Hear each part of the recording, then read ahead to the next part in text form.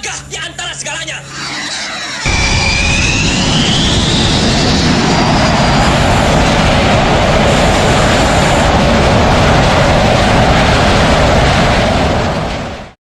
Di Jawa Tengah, terdapat satu legenda yang populer hingga kini, yakni kisah Roro Jonggrang.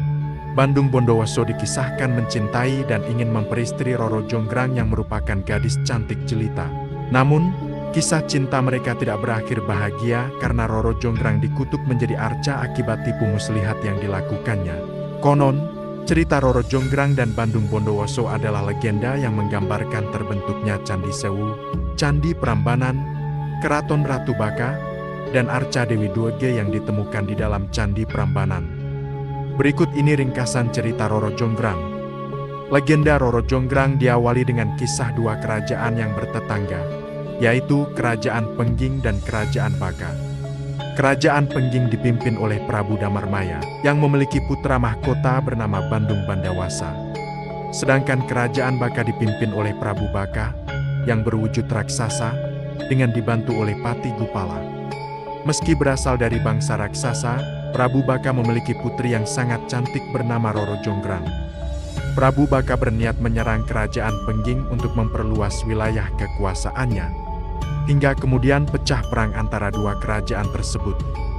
Mengetahui adanya peperangan, Prabu Damarmaya segera mengirimkan Bandung Bandawasa untuk menghadapi pasukan Kerajaan Baka yang dipimpin langsung oleh Prabu Baka. Berkat kesaktian Bandung Bandawasa, Prabu Baka berhasil dibunuh dan pasukannya dipukul mundur. Berita gugurnya Prabu Baka sampai ke Pati Gupala, yang segera melaporkan kepada Roro Jonggrang. Setelah gugurnya Prabu Baka, pasukan Pengging di bawah pimpinan Bandung Bandawasa menyerbu pusat Kerajaan Baka. Penyerbuan itu berhasil dan Bandung Bandawasa menempati istana untuk sementara, di mana ia terpikat dengan kecantikan Roro Jonggrang dan berniat untuk melamarnya. Lamaran pun ditolak secara halus oleh Roro Jonggrang, karena ia tahu bahwa Bandung Bandawasa adalah orang yang telah membunuh ayahnya. Kendati demikian, Bandung Bandawasa terus berusaha membujuk Roro Jonggrang agar mau menjadi istrinya. Ide cemerlang pun muncul, Roro Jonggrang akan menyetujui keinginan tersebut jika Bandung Bondowoso mampu memenuhi dua syarat darinya dalam satu malam saja. Syarat pertama yaitu Bandung Bondowoso harus membuat sumur yang dalam bernama Jalatunda. Kedua, ia harus membangun 1000 candi hanya dalam waktu 1 malam. Bandung Bondowoso berusaha menyanggupi syarat Roro Jonggrang. Ia menggali tanah yang dalam untuk membangun sumur dan berhasil menyelesaikan dengan cepat.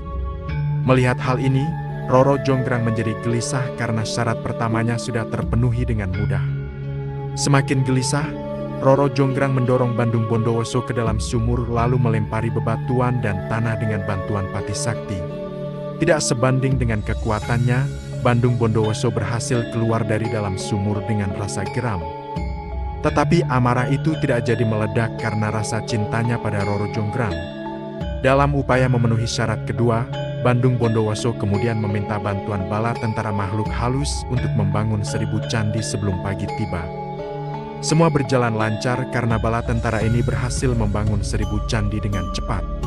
Sebelum pagi tiba, 999 candi sudah terbangun dan menyisakan 1 candi yang belum selesai. Kegelisahan Roro Jonggrang semakin menjadi, dengan cepat ia pun mencari jalan keluar yang lain. Ide licik untuk menggagalkan usaha Bandung Bondowoso terbesit dalam pikirannya. Sontak, ia memerintahkan para dayangnya untuk menyalakan api obor dan membakar jerami, sehingga mengubah warna langit menjadi merah dan membuat ayam jantan berkokok bersautan menyangka hari sudah pagi. Semua dilakukan demi mengelabui para bala tentara Bandung Bondowoso. Tumbukan padi di lesung pun perlahan terdengar. Para makhluk halus berbondong-bondong pergi meninggalkan pekerjaannya, menyisakan 1 candi yang belum selesai dibangun. Menyadari perbuatan Roro Jonggrang yang curang demi menggagalkan usahanya untuk kedua kalinya, Bandung Bondowoso pun tak tinggal diam. Kecantikan Roro Jonggrang tidak lagi mengelabuinya. Bandung Bondowoso kini dipenuhi oleh amarah. Sakit hati, Bandung Bondowoso memperlihatkan kesaktiannya. Ia menunjuk sekaligus mengutuk Roro Jonggrang menjadi sebuah patung yang begitu besar. Dalam sekejap Roro Jonggrang yang cantik seperti bidadari pun berubah menjadi arca batu yang melengkapi candi terakhir. Sejak itu, batu raksasa tersebut dikenal sebagai arca 2G yang terletak di dalam ruang candi yang besar. Hingga hari ini, candi tersebut dikenal dengan nama Candi Roro Jonggrang. Sedangkan, candi-candi di sekitar Candi Prambanan dinamakan Candi Sewu, meski jumlahnya tidak mencapai 1000. Dalam bahasa Jawa, kata Sewu berarti 1000. Terdapat beberapa pesan moral cerita yang dapat dipetik dari kisah Roro Jonggrang dan Candi Prambanan. Pertama, untuk belajar agar tidak menjadi orang serakah yang dapat merugikan orang banyak dan diri sendiri. Seperti yang dilakukan Roro Jonggrang kepada Bandung Bondowoso sebelum menikahinya. Lalu, sebagai manusia, sebaiknya hindari memaksakan kehendak kepada orang lain. Seperti yang dilakukan Bandung Bondowoso terhadap Roro Jonggrang. Dan yang terakhir, belajarlah untuk selalu menepati janji dan tidak berbuat curang kepada orang lain.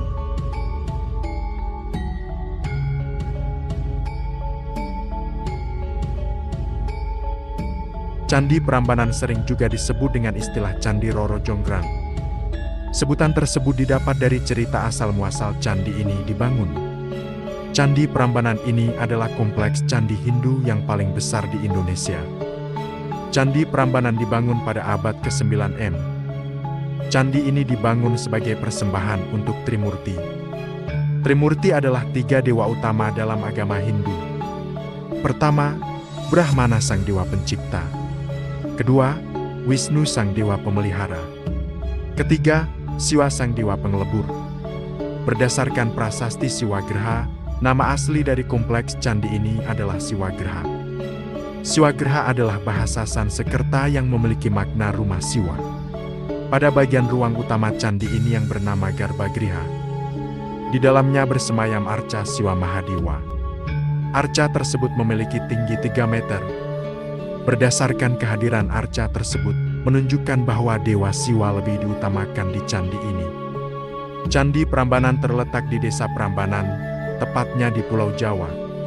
Berjarak sekitar 20 km sebelah timur kota Yogyakarta, 40 km sebelah barat kota Surakarta, dan 120 km sebelah selatan kota Semarang.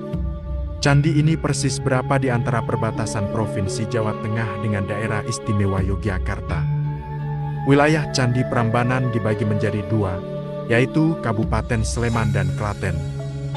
Candi ini termasuk ke dalam situs warisan dunia UNESCO. Candi Prambanan dicatut sebagai candi Hindu yang paling besar di Indonesia, sekaligus sebagai salah satu candi yang paling indah di kawasan Asia Tenggara.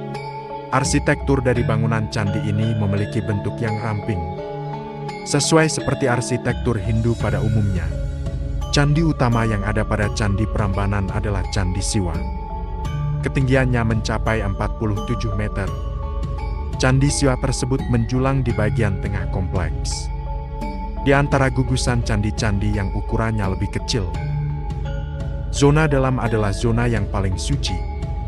Di dalamnya terdapat 8 candi utama dan 8 kuil kecil. Penampang denah kompleks dari Candi Prambanan adalah berdasarkan lahan bujur sangkar. Terdiri dari 3 bagian atau 3 zona. Masing-masing halaman zona ini dibatasi dengan tembok batu andesit. Zona terluarnya ditandai dengan pagar bujur sangkar. Masing-masing sisinya memiliki panjang 390 meter. Orientasi timur laut sampai barat daya, kecuali gerbang bagian selatan yang masih tersisa. Bagian gerbang lain dan juga dinding candi ini sudah banyak hilang. Sebagai salah satu candi terindah dan candi termegah, Candi Prambanan selalu menjadi daya tarik kunjungan para wisatawan. Tidak hanya berasal dari daerah saja, para wisatawan berdatangan dari luar daerah, luar pulau, sampai luar negeri. Itulah informasi mengenai legenda Candi Prambanan. Meskipun hanya legenda dan belum ditemukan bukti pastinya, banyak orang yang masih percaya akan hal itu. Terlebih, itu adalah cerita warisan rakyat Indonesia. Demikian yang dapat saya sampaikan.